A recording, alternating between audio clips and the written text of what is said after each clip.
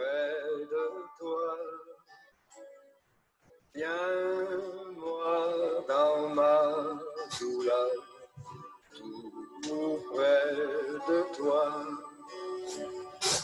Alors que la souffrance fait son œuvre en silence, toujours plus près de toi.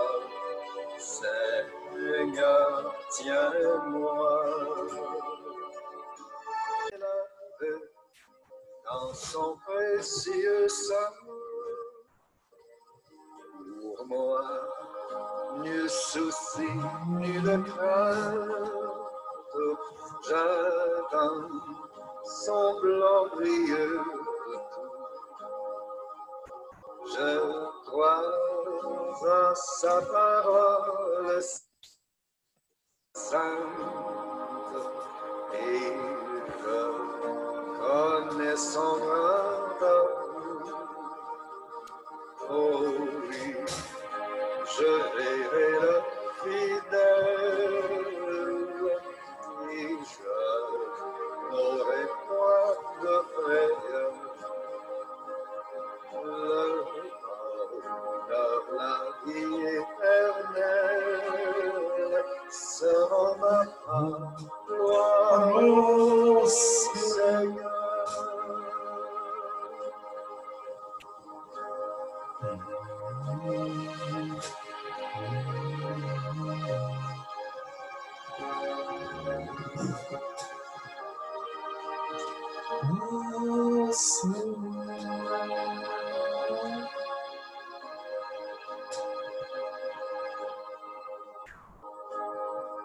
Te souviens-tu des paroles du maître?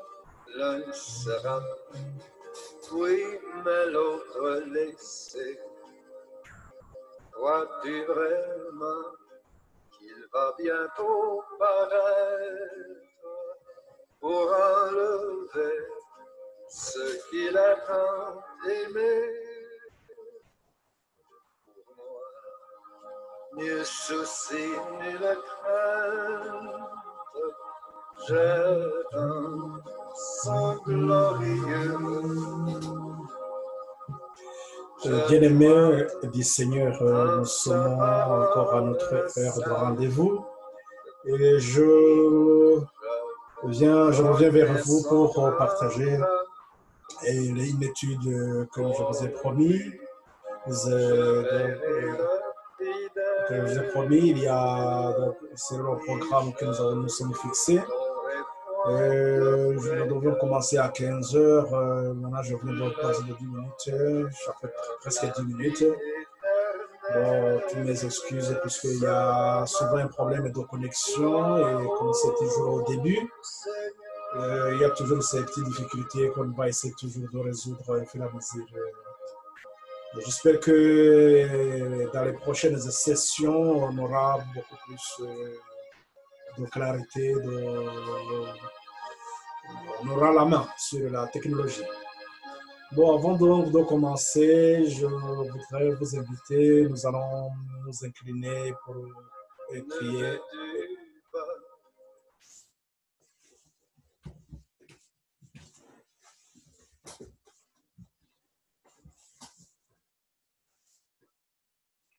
Père éternel, encore une fois, nous te sommes infiniment reconnaissants de ce moment que tu nous donnes, que tu nous accordes, Seigneur. Nous sommes très ravis, Seigneur, de la façon dont tu nous conduis, malgré notre indignité, tu nous éclaires de plus en plus.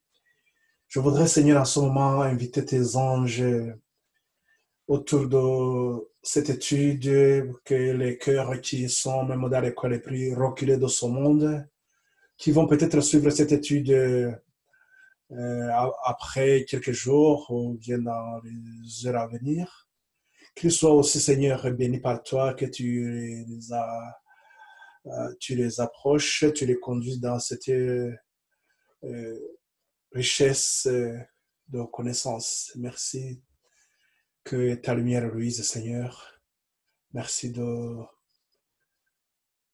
me bénir, merci de me sanctifier, de me consacrer, afin que, Seigneur, tout ce que je dis ne soit pas de mes propres pensées, mais que ça vienne, Seigneur, de toi. Que ton Église dans son assemblée, Seigneur, soit bénie par toi et conduite dans la sainteté. Honneur pour la gloire de notre Seigneur Jésus-Christ, nous t'en prions. Amen.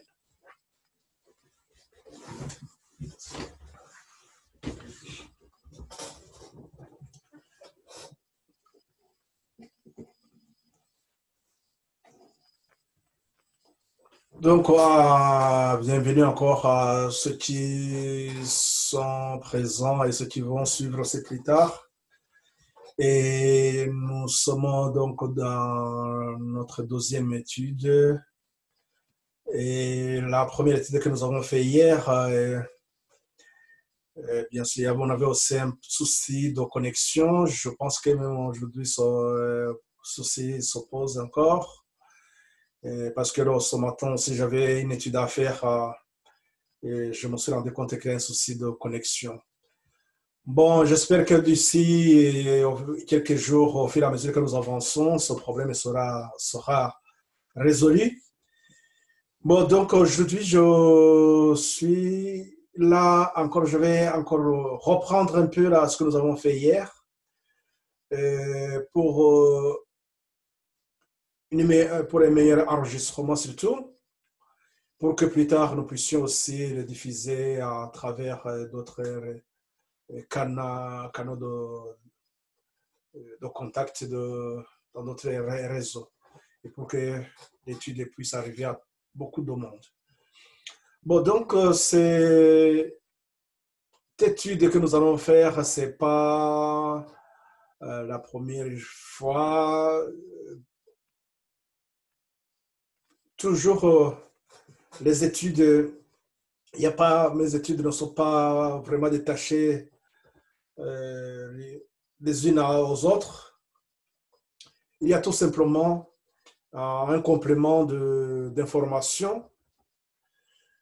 Et en étudiant la parole de Dieu, je me suis rendu compte que tout est la Bible, donc elle est axée sur Genèse 3,15, pour dire tout simplement que la Bible se résume aussi à ce verset de Genèse 3,15 qui nous parle du plan du salut. C'est-à-dire que tout est la Bible. Tout ce que nous aurons à étudier aura toujours une ligne, une orientation vers ce plan du salut. C'est-à-dire que les pensées seront toujours dirigées sur le plan du salut. Comment nous sommes sauvés du péché. Avant de commencer donc cette étude, je voudrais tout d'abord faire une remarque qui a un rapport avec ce que nous vivons au quotidien. Et c'est un rapport avec la façon dont nous gérons les informations. Et lorsque nous lisons dans 2 Timothée au chapitre 4, il est question de plusieurs enseignants que les gens vont, il y aura plus, les gens ne seront pas prêts à écouter la sainte doctrine. Ils vont se chercher des enseignants selon leur convoitise. Retenons seulement qu'il y aura plusieurs enseignants. Cela veut dire tout simplement que nous aurons plusieurs informations à gérer. Et là, on le met en contradiction avec la sainte doctrine. C'est-à-dire que les gens ne seront pas prêts à écouter la sainte doctrine, la parole de Dieu, la vérité, mais ils vont chercher ce qui répond à leurs attentes. Cette information que je vous donne, je vais le coupler avec ce que nous avons dans... Je vais vous donner une citation qui va nous aider aussi à réfléchir un peu avant de commencer notre étude.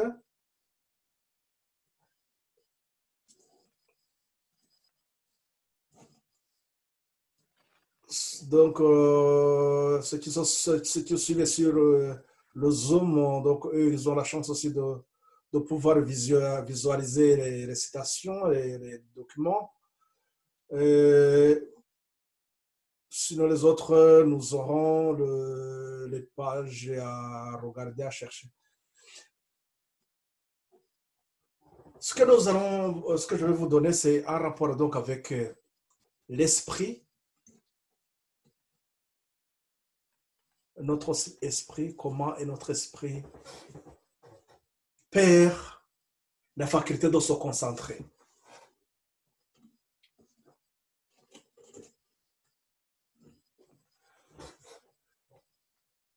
Il est question donc d'une marée d'informations. Nous avons donc plusieurs informations à gérer, comme je venais de l'évoquer. Aujourd'hui, dans ces derniers temps, nous sommes sur les réseaux sociaux. Nous avons beaucoup de livres.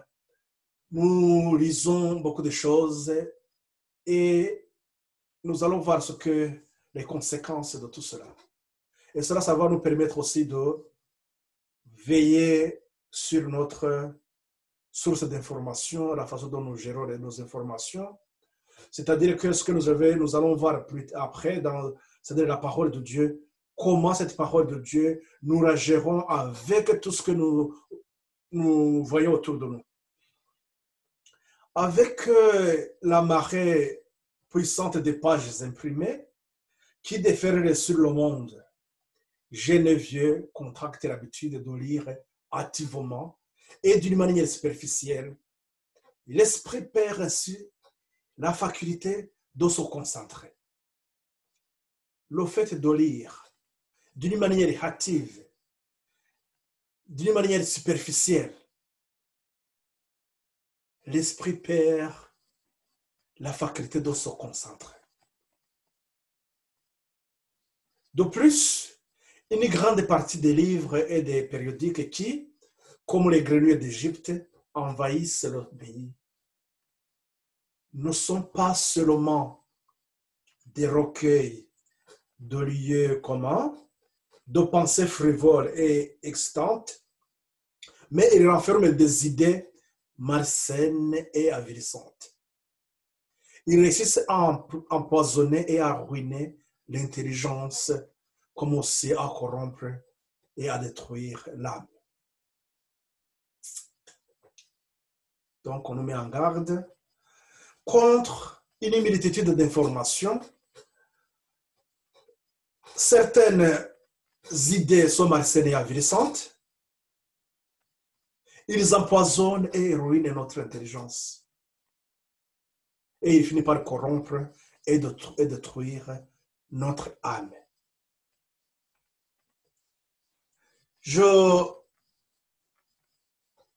L'esprit perd ainsi la faculté de raisonner et d'approfondir les choses. Donc, les lectures hâtives et superficielles affaiblissent le pouvoir de se concentrer. Entraîné par une marée donc puissante des pages imprimées qui déferlent par le monde, Geneviève donc prenne cette mauvaise habitude de lire très vite et d'une manière superficielle.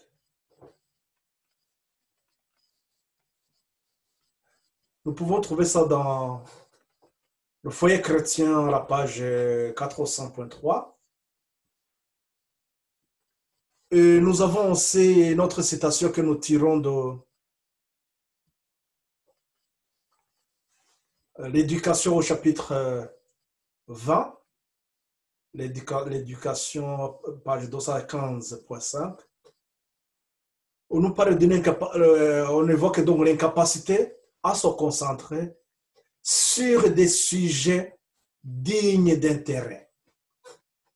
Voilà ce que je voudrais souligner, c'est donc on n'arrive pas à se concentrer, même aussi des choses comme ce que je vous disais au début, même aussi des choses superficielles qui n'ont rien à voir et qui n'ont pas d'une grande importance, même là, on n'est pas concentré. Plus grave encore, c'est que même les sujets dignes d'intérêt, on n'est pas concentré. Une des principales causes de la faiblesse intellectuelle et morale est l'incapacité à se concentrer sur des sujets dignes d'intérêt.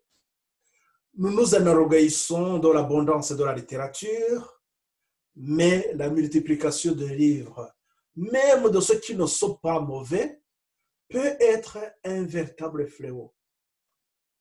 Ce n'est pas parce que nous avons à lire ou à appréhender donc les informations, à capter des informations ou des sujets qui vont ruiner notre foi. Non, pas seulement ça.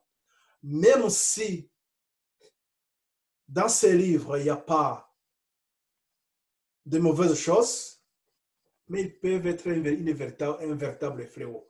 Nous allons voir comment. Là, je voudrais attirer l'attention surtout à ceux qui ont des bibliothèques dans certaines communautés, des églises. Je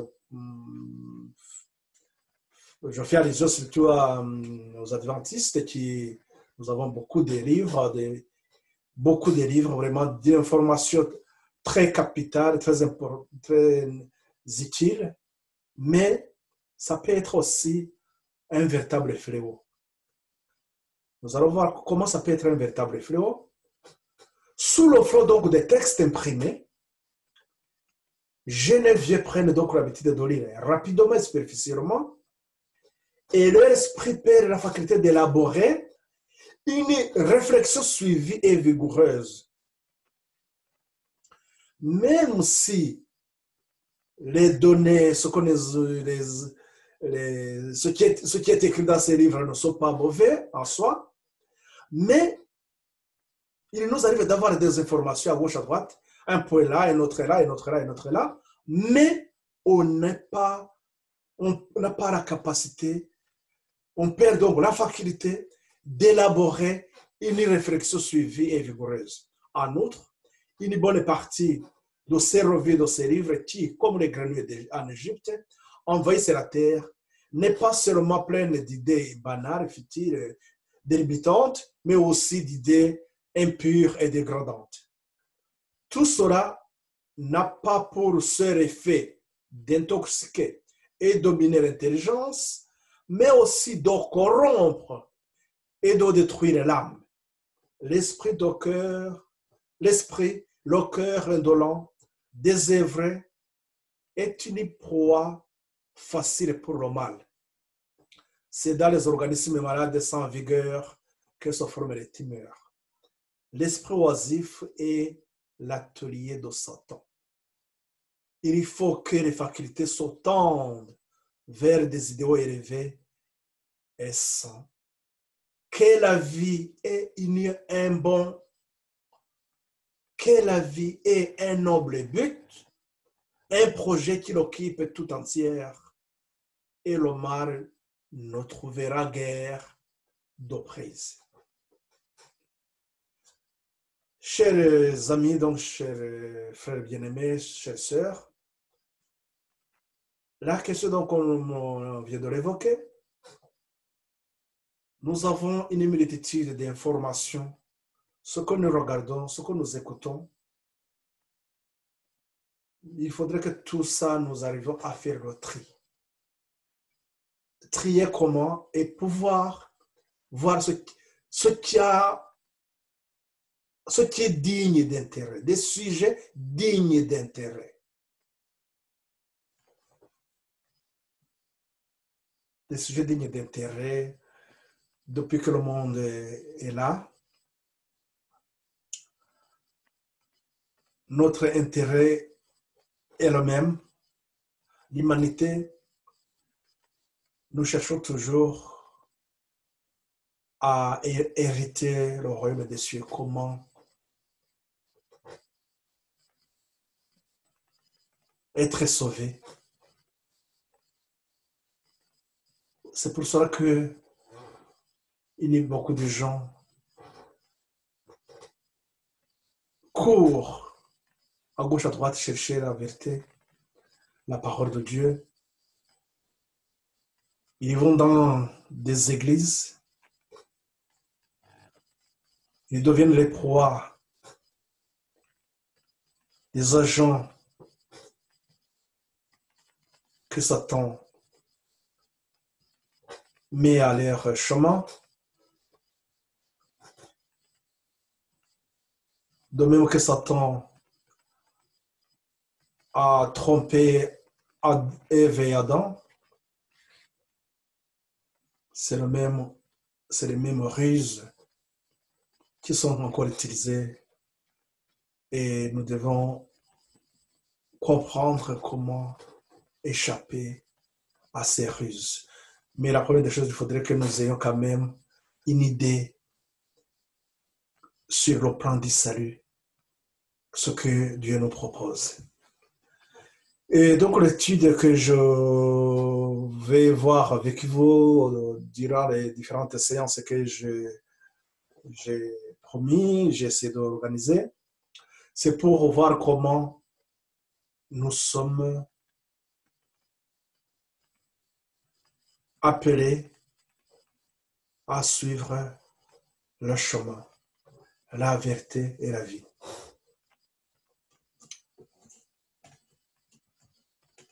Et je vais donc vous donner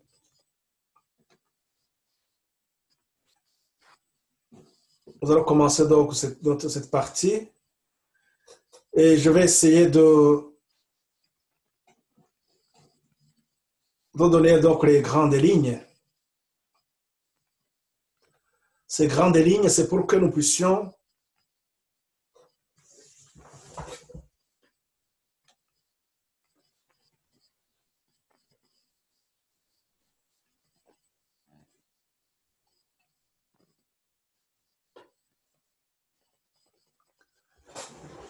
et excusez-moi, il y avait un souci. Donc, ces grandes lignes, c'est pour que nous puissions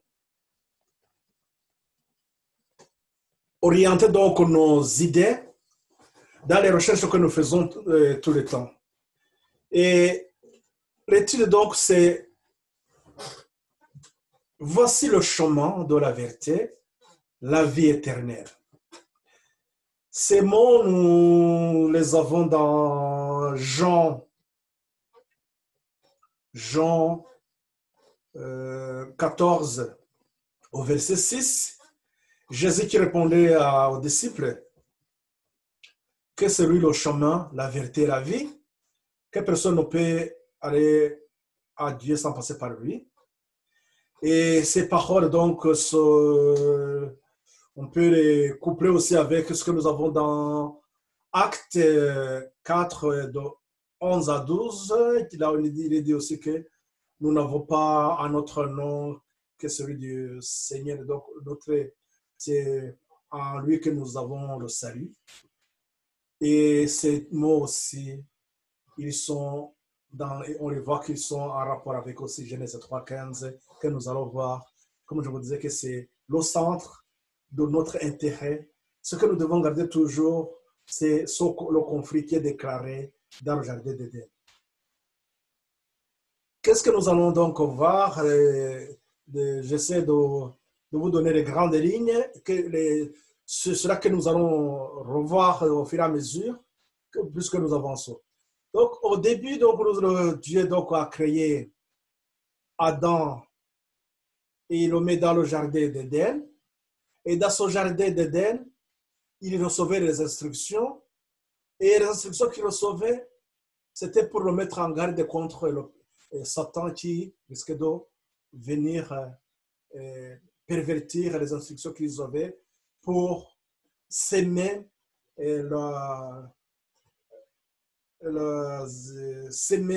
pour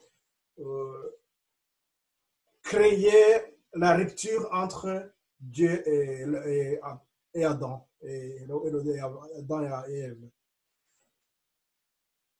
Donc le péché, dès qu'il était entré, donc Satan qui faisait ça, et l'auteur donc du mal, Il avait commencé au ciel, nous avons ça dans l'Apocalypse 12, verset 7.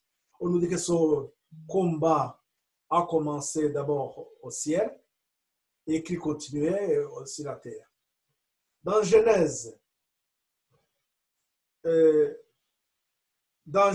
3,15, nous avons ce message un message donc d'espoir. Pourquoi ce message d'espoir a été donné? C'est parce que lorsque Adam a péché, il a été chassé du jardin d'Éden.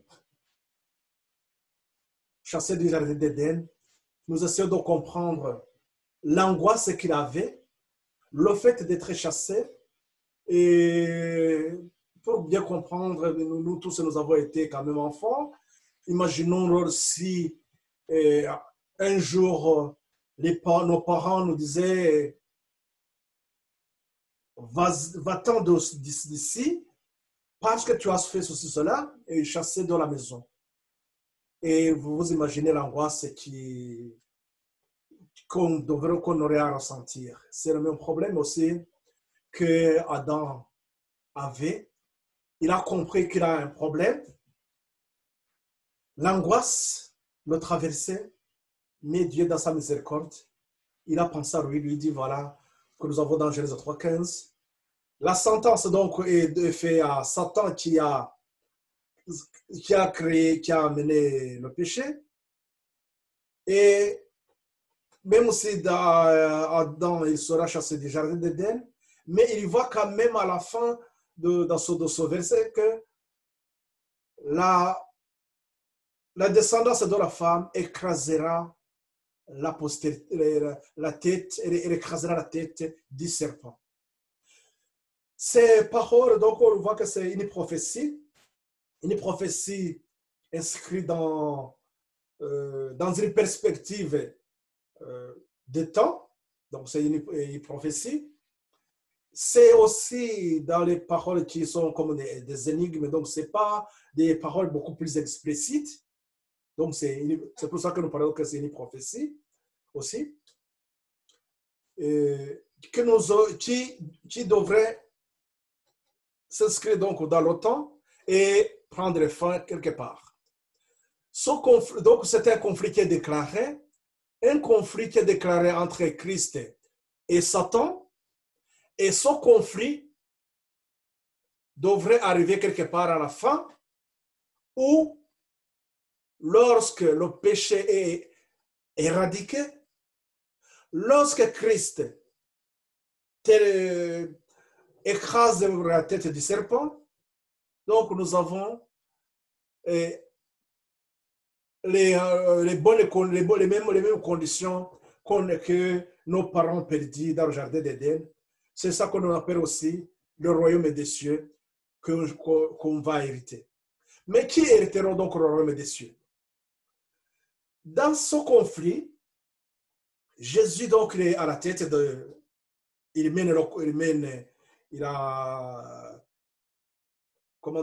il conduit ses enfants, ceux qui se confient à lui. Nous avons, dès le départ, lorsque Adam recevait donc les instructions, une des instructions le fait qu'il avait péché, Dieu lui a donné une première leçon de ce qui concernait le sacrifice. Ce sacrifice, c'était pour rappeler à Adam qu'il y a un libérateur qui va arriver. Et ce libérateur qui devrait arriver, il devrait arriver quand? Lui, il ne savait pas.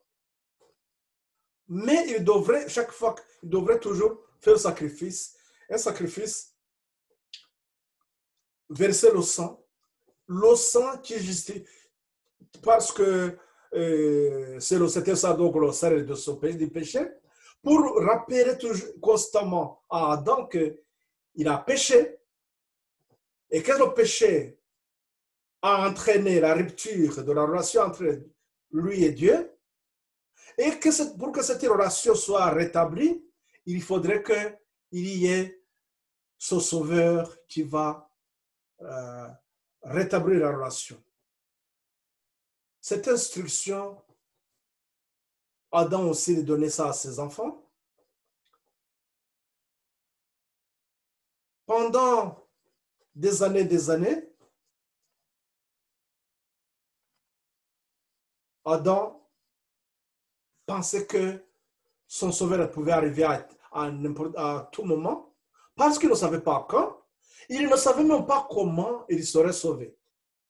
Donc, dans cette étude là où je veux vous amener beaucoup plus, c'est de comprendre comment ce sauveur allait rétablir la relation entre Adam et entre donc le couple et Dieu.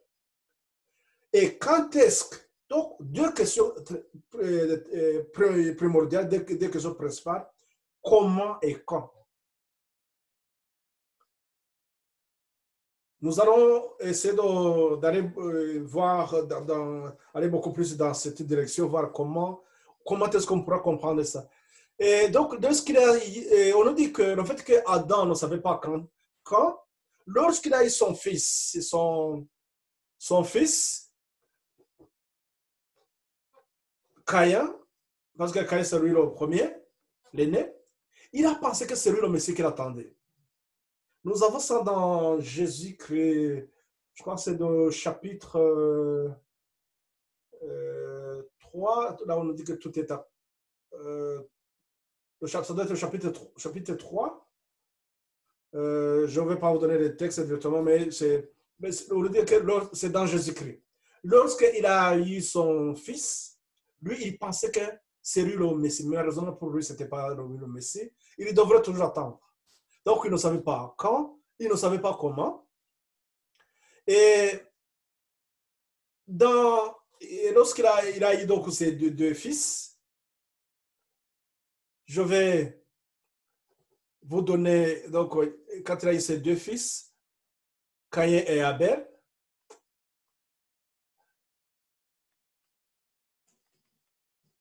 ces deux fils, ils avaient donc des caractères différents.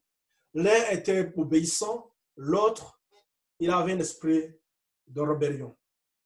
Qu'est-ce qui s'est passé? C'est que, au lieu de suivre les instructions concernant le sacrifice, qu'il faudrait donner toujours l'animal qui verse le sang, symbole donc de son sauveur, Caïn, lui, il a fait à sa tête, il a dit, mais pourquoi même de faire ça? Il a pensé il a eu donc une inspiration de Satan, il a pris ce qu'il a eu de ses récoltes. Et donc, il a fait le sacrifice. Et Dieu a accepté le sacrifice d'Abel, mais celui de Caïn a été refusé. Et cela a créé l'animosité entre ces deux frères. Caïn donc a développé une animosité contre son frère. Inspiré par donc Satan, il a cherché à tuer son frère. Et finalement, donc, il l'a tué. Et sur cet aspect-là, on comprend combien Satan, il est mauvais. Chaque fois, il cherche combien tous ceux qui sont qui font le bien, ils sont haïs par ceux qui font le mal. Il y a donc ces deux chemins qui sont déjà là. On nous dit que donc là, Abel, il est donc obéissant, il marche dans la lumière, conduit par Christ. Il est sûr et certain que lui, ceux qui sont dans cette direction d'Abel, l'obéissant, donc eux aussi, ils auront le royaume des cieux. Donc, même Abel, il est mort, donc il a été remplacé par Seth. Seth aussi, il marchait dans la même ligne. Par contre, Caïn et tous ceux qui suivent les inspirations, bien les instructions de Satan, ce qu'ils font, ils passent dans la désobéissance, la rébellion, et ils finissent par aller dans les ténèbres complètement. On reviendra sur ces points, mais j'aimerais donc mettre l'accent sur comment et quand pour inscrire donc ce conflit dans l'OTAN, pour comprendre comment ce conflit dans lequel nous sommes engagés, comment nous allons progresser avec lui.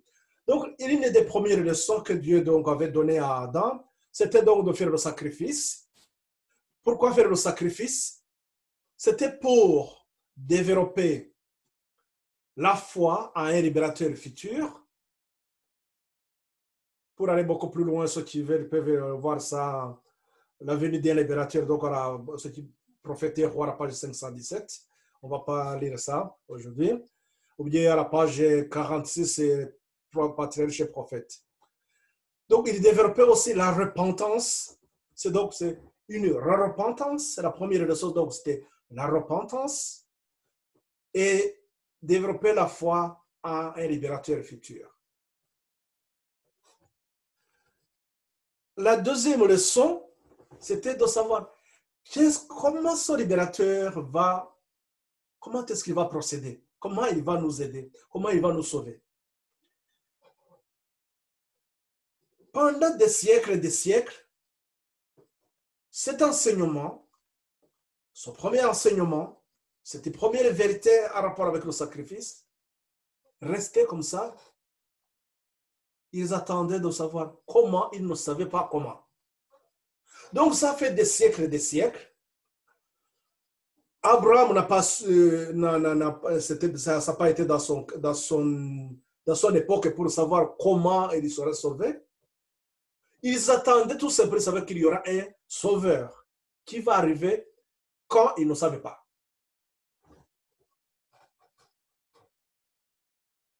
La dose, donc, le peuple d'Israël sortait de l'Égypte, donc là on parlait de le peuple d'Israël, il sort de l'Égypte dirigé par Moïse. Arrivé dans le désert, ils ont lu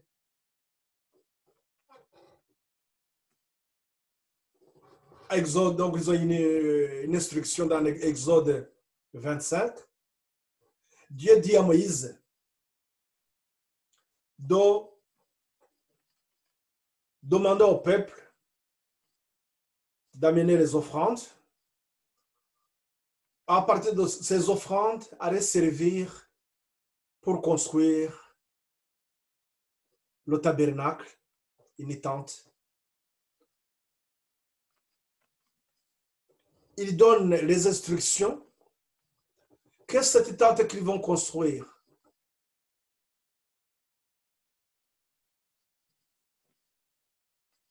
En Exode 25, 8, dit que c'est pour que Dieu vienne habiter avec eux. Malgré que ça faisait des siècles et des siècles, essayons de rapprocher cette étude, cette indication, nous dire, imaginons que lorsque Adam pensait que son fils Caïn serait le libérateur, imaginons que c'est à ce moment-là que ces paroles d'Exode 25 soient adressées à lui et qu'on lui dit, Adam, construis-moi une tente, je vais venir habiter avec toi. On comprend combien ça allait être très réjouissant. Il allait sauter vraiment dans les graisses de dire que voilà, je vais être avec mon Seigneur. Ça allait être quelque chose de très profond pour lui. Mais ce que nous constatons, c'est que pendant ce temps qui s'était passé, les gens, à un moment donné, ils ont perdu la foi à ce libérateur. Lorsque ils allaient construire le sanctuaire, ça allait encore, donc ce sanctuaire à travers lequel ils allaient comprendre cet enseignement que Dieu voulait leur donner, le deuxième enseignement, le comment il sera sauvé, comment le Sauveur rétablira la relation entre Dieu et l'homme.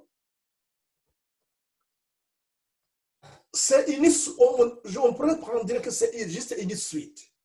C'est pour ça que lorsque Dieu lui donne cette étude du sanctuaire, au chapitre donc au 25, au Exode 25, au verset 9, il dit qu'il va faire le tabernacle.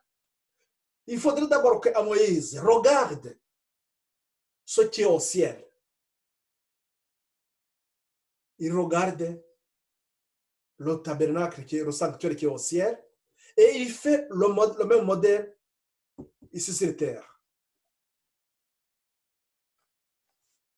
Et c'est à travers ce tabernacle qu'on pouvait comprendre comment nous sommes sauvés, comment la question qu'Adam se posait, comment nous serons sauvés. Donc là, on va voir comment ça va se faire. Donc, à travers donc, le tabernacle, nous avons donc l'œuvre, la première, ce qui se fait dans le lieu saint, qui est la justice du Christ. Et nous avons aussi dans le lieu très saint, le jugement. Donc, pour résumer, c'est que le sanctuaire, il y a la cour qu'on appelle le parvis. C'est sur le parvis là où il y avait cet autel de sacrifice. Donc, le même autel que Adam avait eu comme dans l'enseignement. C'est cet autel aussi qui est déplacé qu'on a mis dans le parvis. Après, on a mis la tente pour montrer comment l'œuvre que Christ va faire pour sauver l'humanité. Donc, l'œuvre du libérateur. Et ce travail, nous savons que lorsque le pécheur, conscient de ses péchés, il prend l'animal, il arrive dans le parvis, sur l'autel de sacrifice, il pose ses mains sur l'animal, et qu'est-ce qu'il va faire? Il va confesser ses péchés, donc la repentance. Et quand il confesse ses péchés, ses pensées sont dirigées à un libérateur futur qui va arriver. Voilà donc cette première leçon. C'est à cet endroit-là, sur l'autel de sacrifice, que le sacrificateur prenait le sang et il rentrait dans le lieu saint et il aspergeait le sang sur la voile qui sépare le lieu, c'est le lieu très saint. C'est-à-dire que, symboliquement, le pécheur a transféré ses péchés sur l'animal.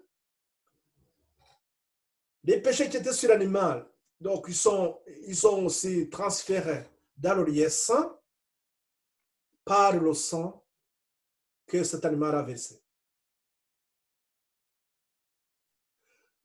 Ça se faisait tous les jours. Mais une fois par an, le grand sacrificateur, lui, il rentrait dans le lieu très saint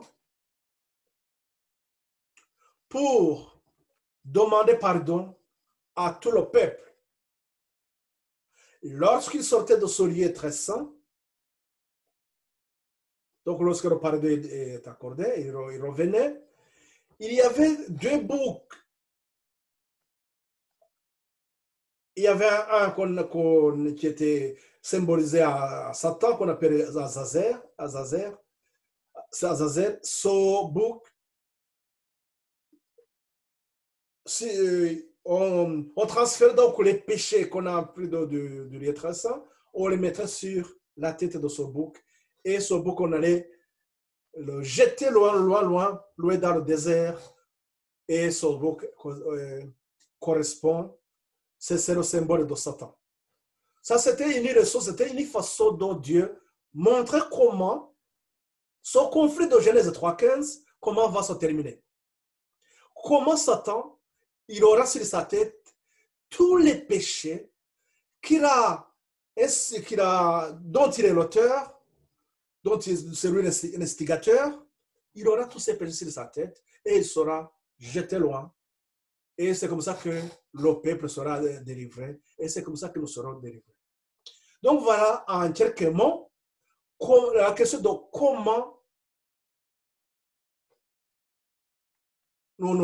comment Adam a été sauvé.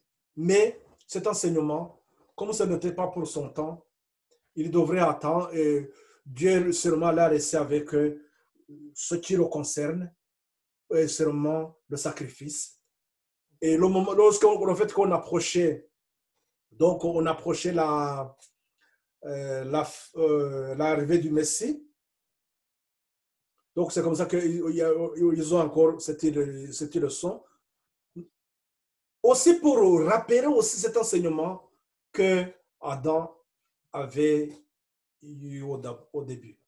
Donc remarquez quand même que c'est toujours une suite. Mais la question, donc qu'est-ce que nous avons dans ce que nous venons de voir ici? Comment nous sommes sauvés? Donc nous avons trois vérités salutaires. Le sacrifice ou bien la repentance. Nous avons la justice et nous avons aussi le jugement. Voilà les trois grandes vérités salutaires. Ces trois grandes vérités salutaires, c'était donc l'œuvre maintenant que Christ allait faire. C'était question on se posait la question, quand est-ce que cela va arriver? Quand est-ce que cela va arriver? Excusez-moi, je reviens un peu en arrière, un peu.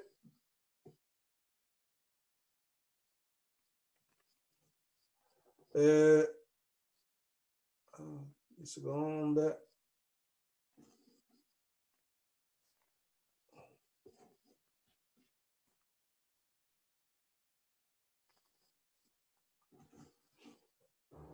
Donc, voilà, là où nous en sommes. Donc, quand est-ce que cela va-t-il arriver? Quand viendra le jugement? Bon, non, plutôt d'abord, quand Christ arrivera, son libérateur, quand arrivera le libérateur. Et notre question, quand viendra le jugement? La réponse, nous l'avons donc dans les prophéties de Daniel. C'est seulement à travers les prophéties de Daniel que nous pouvons répondre à ces questions. Donc là, on commence avec les prophéties des temps. Pourquoi faire? Ces prophéties des temps, c'est une façon de donner aussi les signes, les poteaux indicateurs, les balises sur ce chemin, ou bien sur ce conflit, ce que je trace là, ce conflit entre, ce conflit de Genèse 3.15, qui est inscrit dans le temps. Maintenant, c'est question de savoir quand est-ce que ce conflit va se terminer et quand est-ce que le libérateur va venir nous sauver. C'est donc cette question de quand est-ce que nous avons donc cette étude. Nous avons donc cette étude des prophéties de Daniel qui commence à nous donner les balises. Et nous pouvons comprendre tout simplement que le chemin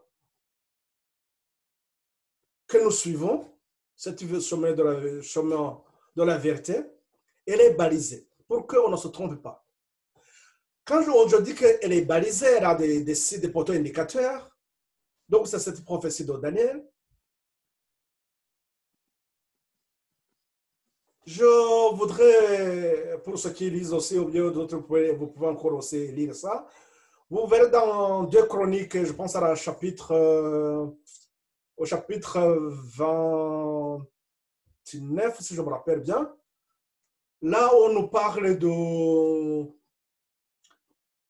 Je vérifie bien si ça doit être 29, 2 Chroniques, chapitre... je vérifie pour ne pas dire les bêtises.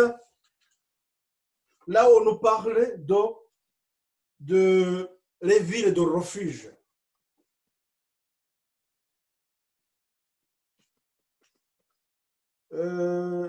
Non, pardon, c'est pas ça, c'est pas ça.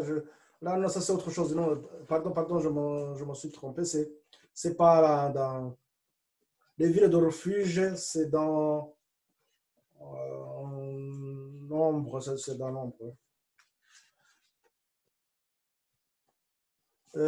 Excusez-moi, je suis.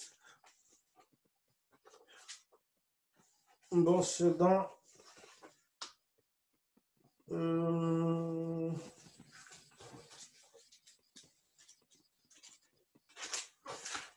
Bon, peu importe, c'était pas ça le texte c'était pas de très. On y reviendra plus tard. Donc, c'est que donc là, on nous parle des villes de refuge. Dans les villes de refuge, c'est que c'est lorsque quelqu'un qui a péché par accident, le fait que son péché était mortel, il risquait d'être tué, il devrait courir et aller beaucoup plus vite et arriver dans la ville de refuge. Et lorsqu'il arrive là-bas, donc là, il vit sauve. Et on nous dit que ce chemin devrait être balisé, devrait avoir des signes pour que les personnes ne se trompent pas. Ça, c'était pas seulement pour. C'était aussi une image de nous montrer que ce chemin que nous suivons, c'est un chemin aussi qui doit avoir les balises pour nous montrer là où nous en sommes, pour comprendre là où nous sommes dans le temps. Et d'ailleurs, nous avons les paroles que nous avons dans Amos 3 à 3 à 7, que tout ce que Dieu fait, d'abord, il nous met, il nous avertit. Donc, il y a des avertissements. Sur ce chemin que sur ce chemin, nous sommes avertis. Donc, ces deux chemins que nous avons, donc le chemin conduit par Christ et l'autre conduit par Satan, c'est ce que nous avons aussi dans Matthieu, donc au 7 et 13. Nous avons un petit chemin et le chemin étroit est chemin, un grand chemin, là où passe une multitude. Bon, donc pour revenir sur ce que nous disions, c'est que Daniel, les prophéties de Daniel, c'est pour marquer les balises, pour nous montrer le temps. Qu'est-ce qui se passe? Donc, c'est que on ne savait pas quand est-ce que Jésus allait commencer son ministère,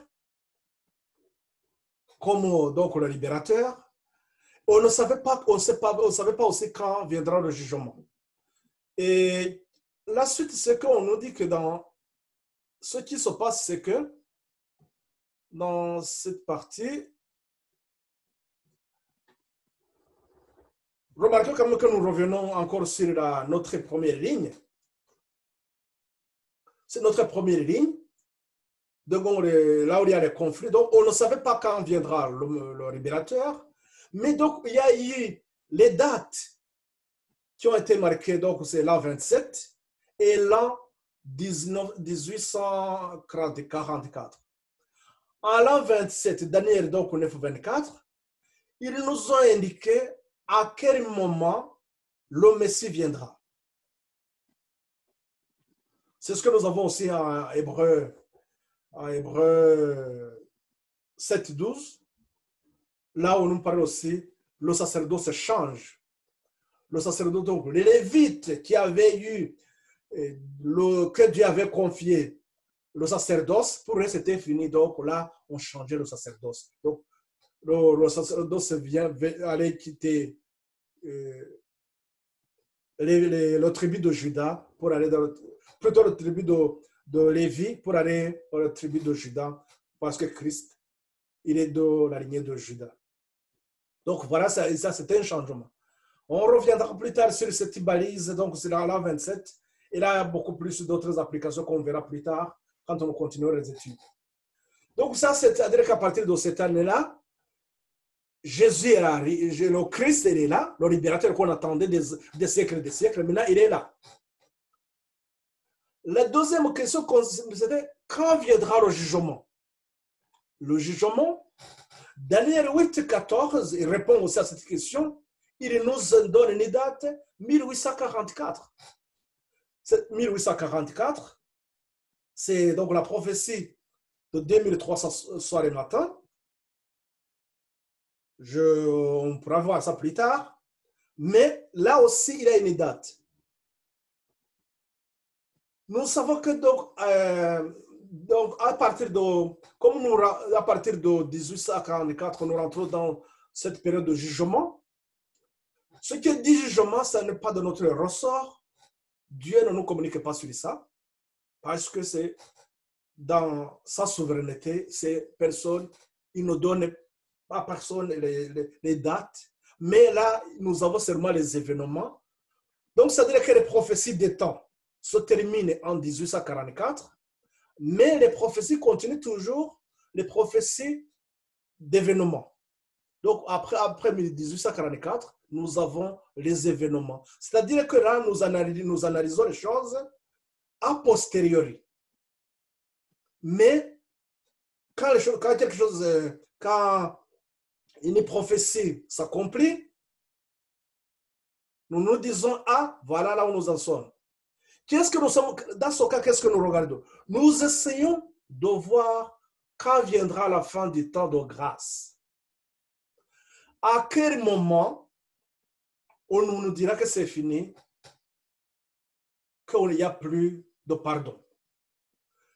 Donc, c'est-à-dire qu'à la fin de ce conflit, lorsque Jésus aura terminé sa mission de nous sauver. Donc, ça devrait normalement nous inquiéter. Pensez toujours à quand est-ce que ça va arriver.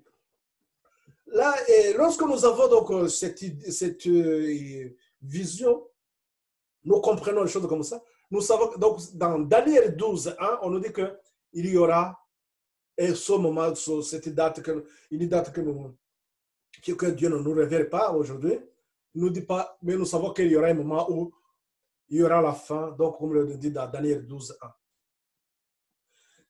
Qu'est-ce que nous comprenons par là? Nous comprenons que, c'est-à-dire que la vérité, l'évangile éternel, Genèse 3,15, qui nous parle de ce conflit, c'est ce même message qui est en trois, qu'on peut voir dans trois étapes, les trois grandes vérités. Pardon. Donc, il y a un temps de repentance. Il faut que nous développons donc la repentance. Nous développons, nous arrivons donc dans ce qui est de la justice. C'est de faire un peu grand, la justice. Et après le jugement. Vous pouvez lire dans Jean 16, 8. Jean 16, 8 dit que lorsque le Saint-Esprit arrivera, il nous parlera du péché, il nous convertira du péché, donc pour la repentance. Il y a de la justice et il nous parlera aussi du jugement. Ce sont donc les trois grandes vérités, comme je viens de vous les trois grandes vérités sanitaires, comme je les ai montré au début, que la première leçon que Dieu donne à Adam, c'était la repentance. Après, donc, il y a l'œuvre du Christ. Comment nous serons sauvés? Donc, c'est deux vérités. Ces trois vérités, nous les verrons au fur et à mesure que nous avançons dans les études. C'est cela qui constitue aussi les trois étapes que nous avons dans chaque mouvement de réforme. Il y a toujours ces trois étapes. C'est-à-dire que dans ce conflit qui dure depuis, il y a eu pas mal de mouvements de réforme. Et ces mouvements de réforme, donc c'est une suite d'événements, mais chacun de ces événements, ils sont toujours résumés en ces trois étapes: repentance, justice et jugement. Donc c'est toujours ces trois étapes. Ça nous permet, on verra ça plus tard. Même dans la définition de l'évangile, nous aurons ces trois éléments, on reviendra plus tard. Donc, remarquez que lorsque le peuple d'Israël était donc en Babylone, 600 ans avant Christ, 600 ans environ avant Christ, donc ils ont recevoir donc la prophétie de Daniel. Cette prophétie, dans les prophéties de Daniel, nous avons le chapitre 2. Le chapitre 2, il nous parle de la statue. Et cette statue, donc, c'est Dieu a voulu montrer à Nebuchadnezzar comment les royaumes vont se succéder jusqu'à la fin des temps. C'est-à-dire que nous avons des signes. Et d'ailleurs, ce serait des poteaux. Parce qu'il serait question tout simplement de voir comment ces royaumes vont se succéder réellement. Donc, nous savons que quand Dieu lui parlait, donc c'était lui, Babylone. Babylone sera remplacé par les Médès et les Perses. Les Médès et les Perses seraient remplacés par l'Empire grec. L'Empire grec sera remplacé par l'Empire romain. Et l'Empire romain sera divisé en 10 royaumes.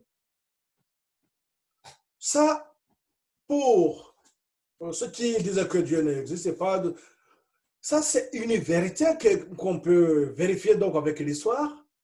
Lorsque nous voyons que ça c'est la vérité, nous comprenons que d'autres événements qui ne sont pas encore arrivés sont aussi véritables.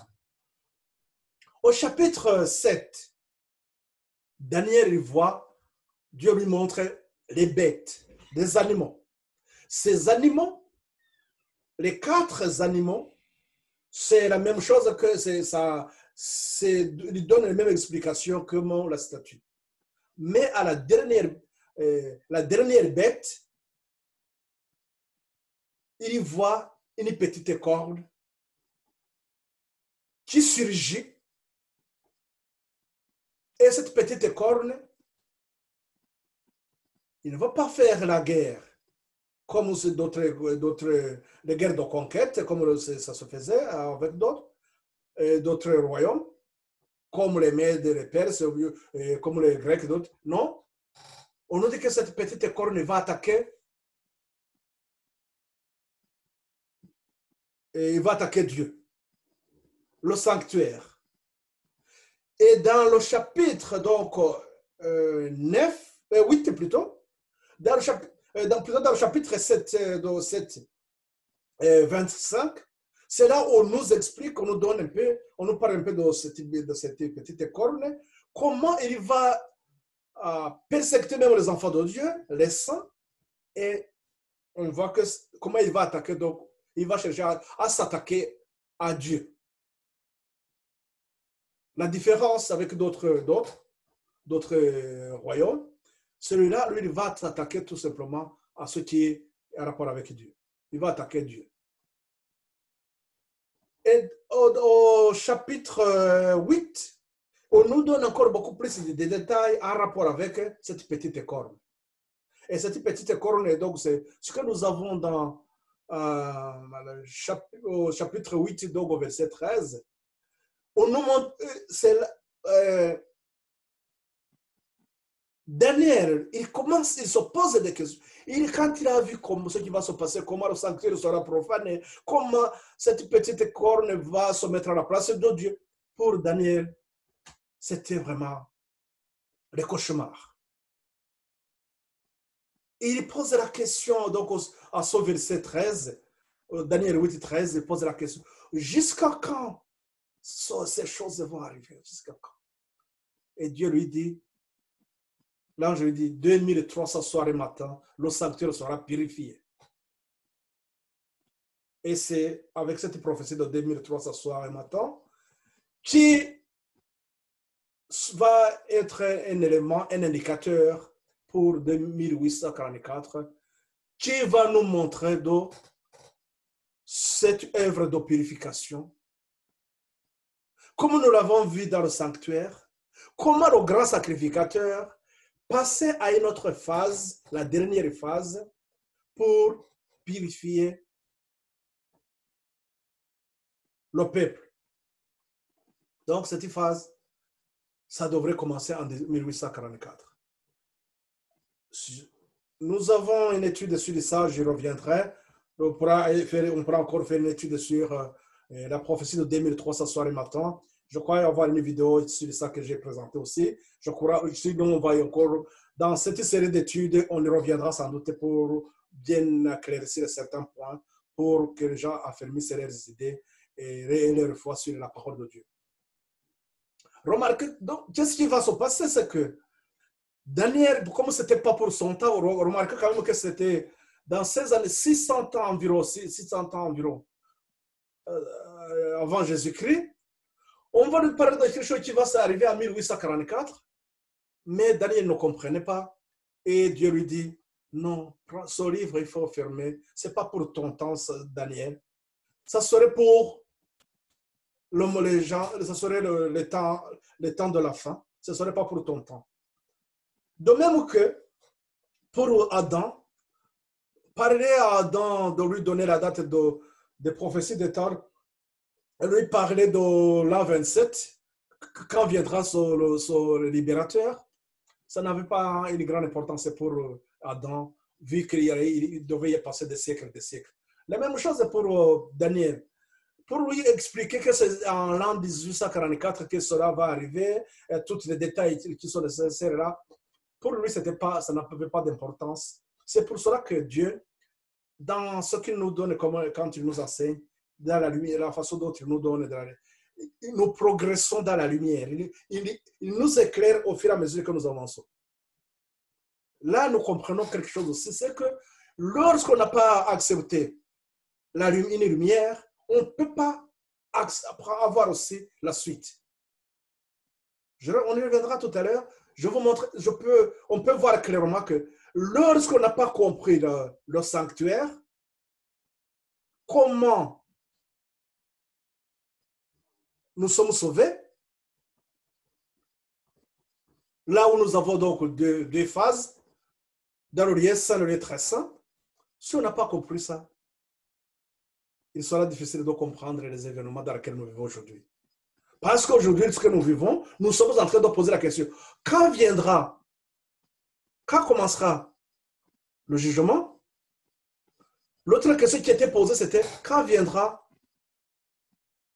le sauveur? Donc, pour le sauveur, à un moment donné, on a su que c'est dans l'an 27. À un moment donné, il faudrait qu'on ait un éclaircissement sur 2300 soirs et matin. Et ces 2300 soirs et matin, c'est une révélation donc, qui est arrivée au moment donné. À partir de 1798, on commence à avoir un éclaircissement sur ça. Et je vais y arriver tout à l'heure pour terminer cette partie, qu'on aura plus tard beaucoup plus de détails. Donc, vers les années 100, c'est à ce moment-là que Dieu encore apporte une autre lumière, l'Apocalypse. L'Apocalypse, c'est pour venir expliquer cette dernière partie que Daniel n'avait pas compris. Donc, c'est dans l'Apocalypse, nous avons beaucoup plus encore de lumière qui nous éclaire sur la dernière partie. C'est les derniers événements qui sont en rapport justement avec l'Apocalypse. Ils vont encore nous indiquer, nous éclairer sur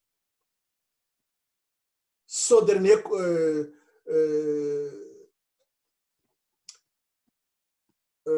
cette dernière domination, la petite écorne, qui donc, comme c'est à la fin, la quatrième bête, comme je reviens un peu sur la statue. Donc, Dieu doit montrer à Nebuchadnezzar comment le royaume va se succéder.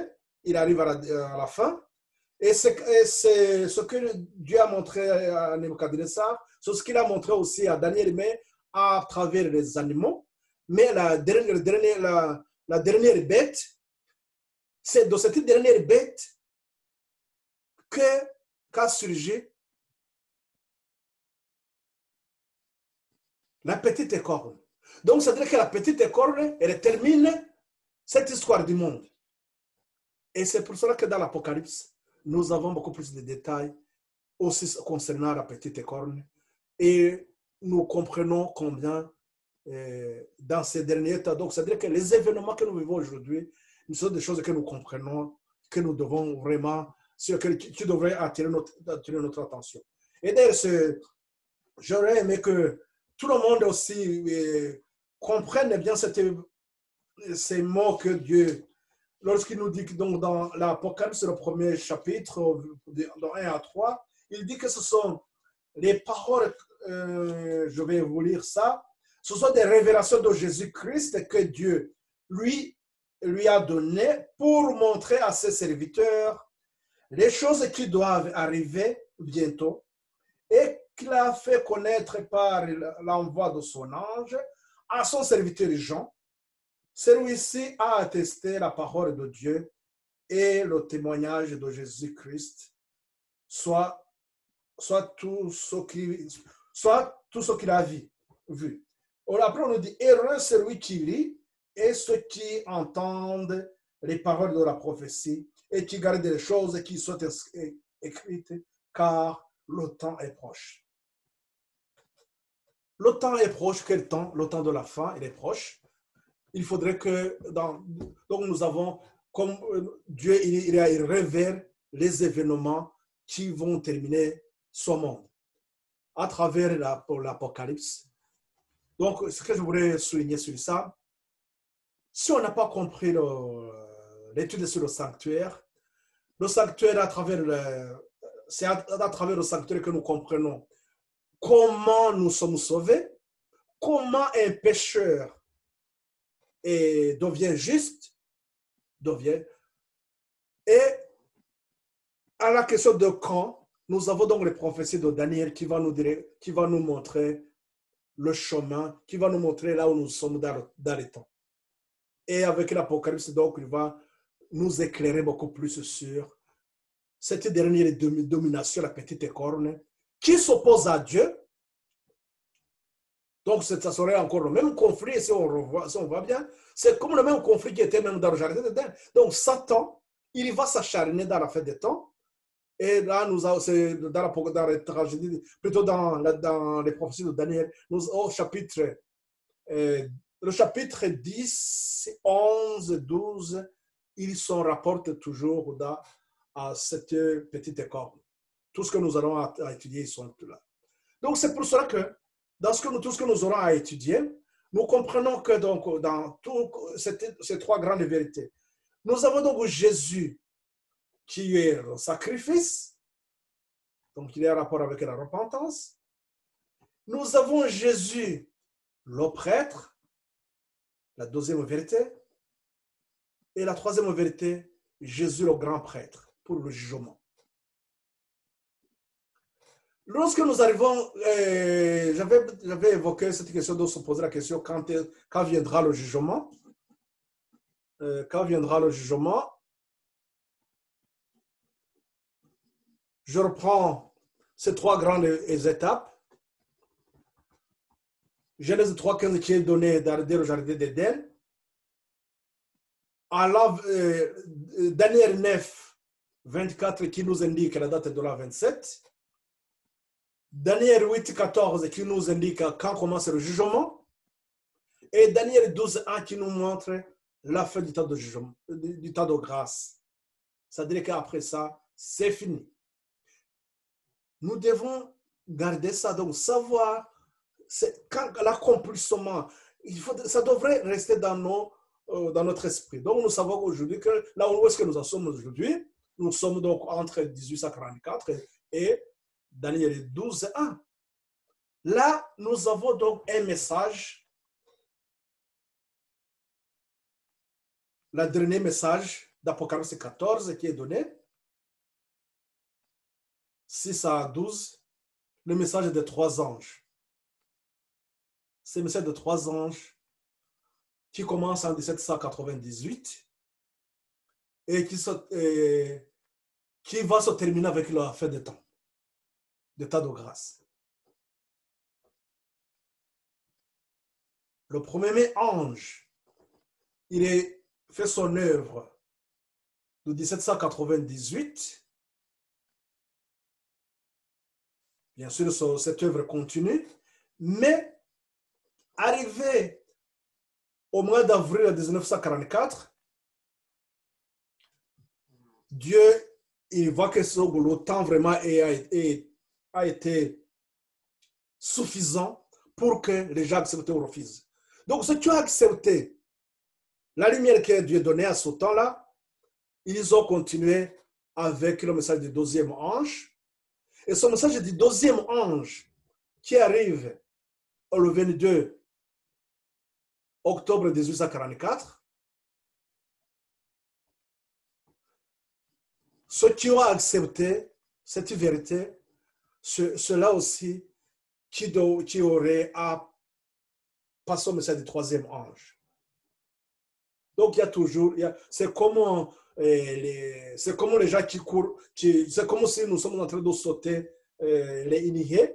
On saute, on saute. Donc, si on n'arrive pas à sauter, c'est qu'on est éliminé. C'est pour cela que celui qui refuse le message du premier ange ne peut pas recevoir le message du deuxième ange. Celui qui refuse le message du deuxième ange ne peut pas recevoir le message du troisième ange. Cette étude de message des trois anges, on y reviendra très profondément pour comprendre réellement ce qui se passe, parce que c'est une étude qui prend beaucoup de temps aussi. Rien que le message du premier ange et du deuxième ange, donc ça nous parle de l'histoire des millérites. Quand on parle de l'histoire des millérites, ceux qui connaissent bien, ceux qui étudient ceux qui comprennent un peu l'Apocalypse, donc on nous parle des messages de cette église. Là, on est à la 5e église, la 6e église. La 5e, donc, Sardes. Et après, nous avons Éphèse. Et plutôt, nous avons Philadelphie, une église que Dieu a approuvée. Et après la Philadelphie, nous avons Laodicée. Là, nous comprenons quelque chose aussi.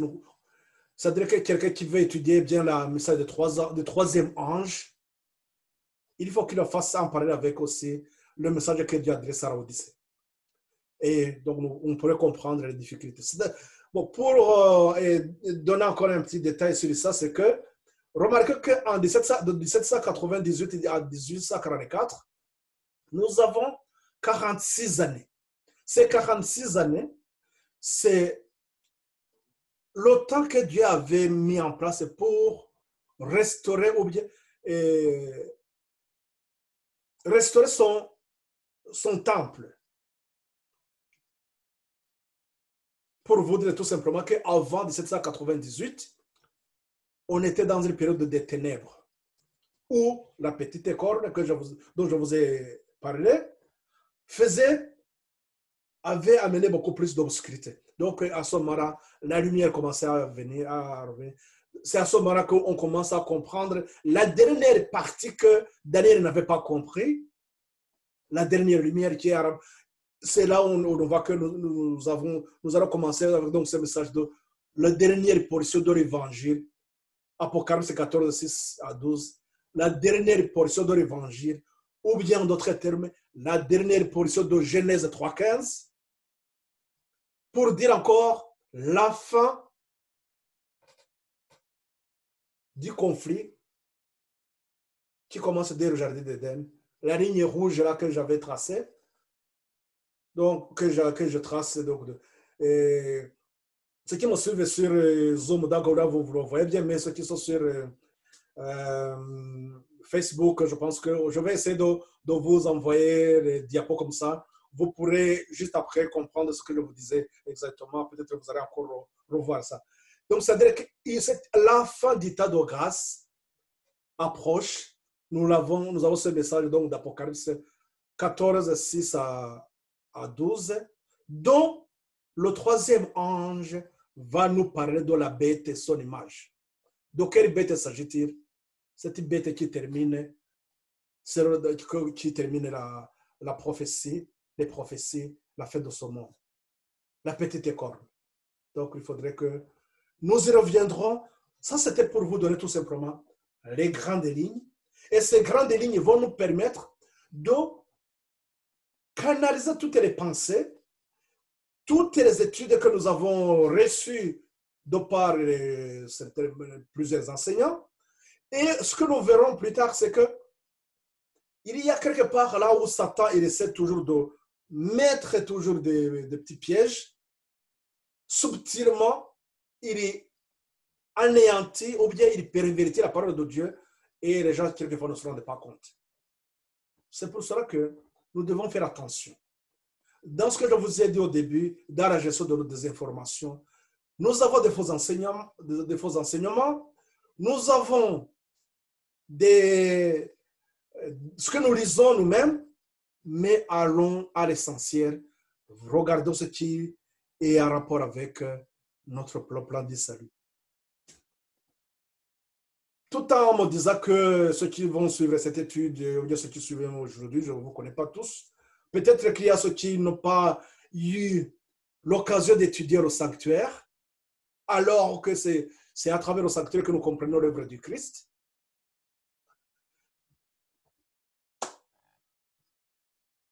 Il y a ceux qui n'ont, je connais pas mal de gens qui, lorsqu'ils arrivent sur Daniel, ils disent, ah là là là là, Daniel c'est difficile. L'Apocalypse, donc si on n'a pas compris Daniel dès le début, on ne va pas partir de Daniel 10, non, il faut partir toujours au début, d'abord comprendre la statue, après nous aurons plus de détails au fur et à mesure que nous avançons. Donc lorsqu'on étudie mal aussi les prophéties, quelquefois on se voit embrouillé. Cet embrouille, il revient à ce que je vous ai dit au début, la gestion de nos informations, la façon dont nous captons les études. C'est-à-dire que quelquefois, on se rend compte que même si les livres que nous avons ne sont pas mauvais en soi, mais le fait de prendre une information là, prendre une autre de l'autre côté, mais on n'arrive même pas à connecter ces informations pour avoir une idée, une réflexion logique qui dit logique, c'est-à-dire en rapport avec notre salut, étant donné que tout est la parole de Dieu.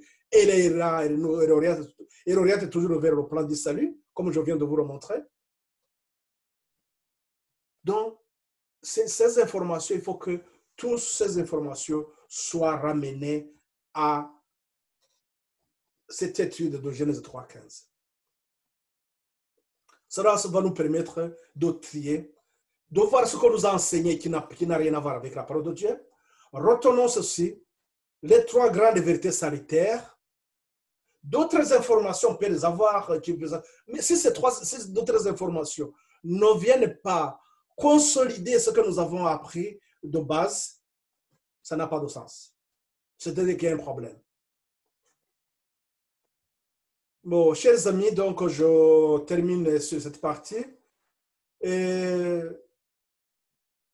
je voudrais, avant de clôturer, attirer votre attention de la façon Satan, il nous attaque de plusieurs manières. Aujourd'hui, nous avons une multitude d'enseignants et d'enseignements. Et voilà qu'aujourd'hui, moi, je me connecte avec vous comme ça. Et il y a d'autres aussi qui vont utiliser d'autres moyens. Nous avons des églises établies quelque part. Le salut est individuel, mes frères et sœurs. Le salut est individuel, je répète.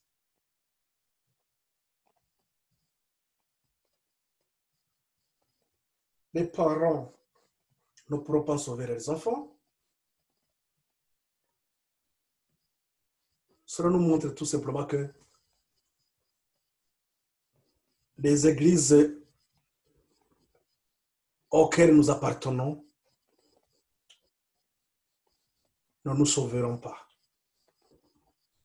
Ce qui va nous sauver, c'est cette relation que nous devons avoir avec notre Seigneur. La vérité, rien que la vérité. Je suis le chemin, la vérité et la vie. La vérité, ta parole est la vérité. Sanctifie le Seigneur par ta parole est la vérité. Jean 17, 17. Marc 7, 7. Le fait que les gens amènent les traditions dans les enseignements, ces traditions, Dieu ne peut pas exaucer ce culte. Il faut que nous soyons dans la vérité. La vérité, rien que la vérité. Nous avons été mis en garde. Nous avons été mis en garde qu'il y aura des faux enseignements. Sur ça, j'attire votre attention surtout sur 2 Pierre 2.1.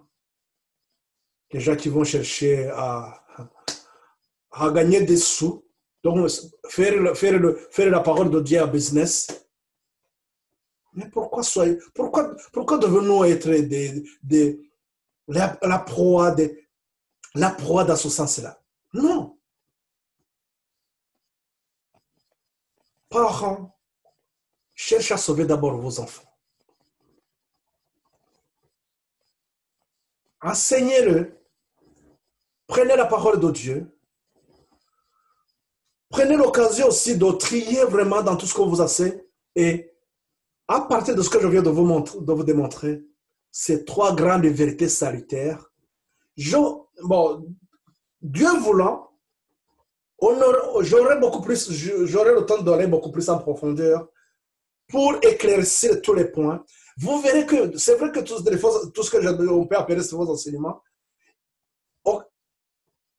il y a toujours des paroles qui sont vraies, mais ces paroles, il faut qu'elles soient à leur place pour que nos pensées soient bien canalisées sur l'essentiel. Donc, j'arrête par là, on reviendra le week-end prochain, si Dieu le permet. Et ça serait question encore de revenir, donc on aurait à revenir sur le premier diapo, rien que seulement voir les deux sentiers, les 2 chemins, donc Matthieu 7 et 13. Encore rentrer beaucoup plus en détail. Il faudrait qu'on comprenne ce que nous appelons le péché. Il faudrait que nous comprenions aussi comment nous étudier la parole de Dieu, ces instructions que Dieu nous donne, qu'on les gens comprennent la façon dont ils doivent aborder la parole de Dieu. Et nous aurons à voir beaucoup de choses, Dieu voulant. Je pense que vous serez beaucoup plus affermis. Que le Seigneur nous aide à marcher avec lui. Merci de ce moment qu'il nous a accordé. Merci à vous tous qui me suivent maintenant et qui, je pense bien, vont aussi parler à leurs voisins, à leurs amis, leurs proches, pour que le salut que Satan cherche toujours à cacher soit révélé à tout le monde et que chacun prenne une décision pour sa vie. Merci à vous tous. Je vous aime bien. C'est pour cela que je donne tout ce mon temps comme ça, pour chercher à ce que là où vous êtes, vous affermissez votre foi.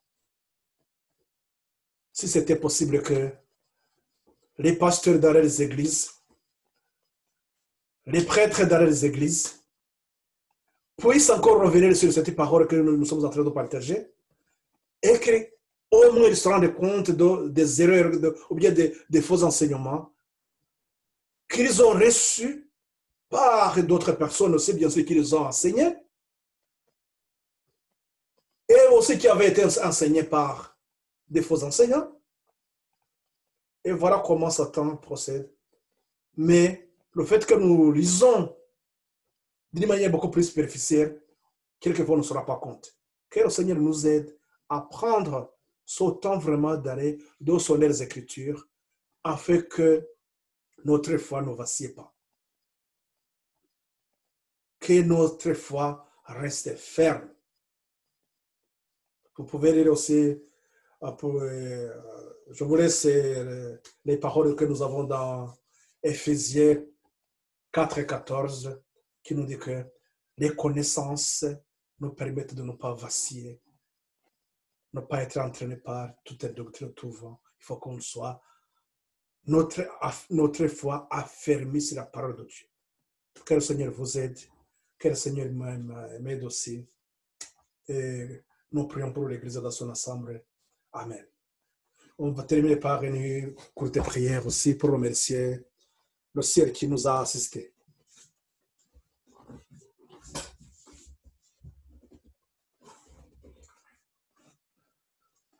Grand Dieu, nous te disons merci de ce temps que tu nous accordes et la façon dont tu nous conduis, Seigneur, dans cette voie, dans ton sentier, le chemin que tu nous as tracé. Merci de nous éclairer, merci d'éclairer davantage aussi à tous ceux qui te cherchent, tous ceux qui sont dans les coins les plus reculé de ce monde qui cherche à comprendre, Seigneur, comment sortir de ce monde de ténèbres, comment rentrer en communion avec toi pour que tu les sanctifies, pour que tu les prépares pour hériter le royaume des cieux. Seigneur, merci de nous aider, de nous consacrer à cette noble mission, de soutenir aussi les autres qui sont dans cette démarche de comprendre. Merci d'ouvrir les cœurs à toutes ces personnes qui suivent ces études. Merci de tout ce que tu pourvois pour le bien-être de chacun de nous. Je t'en prie, Seigneur, au nom et pour la gloire de notre Seigneur Jésus-Christ. Amen.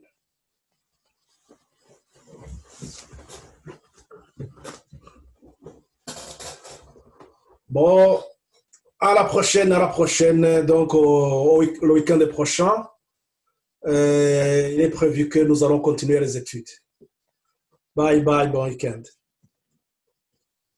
Et bonne semaine plutôt, parce que le week-end est terminé là. Bonne semaine.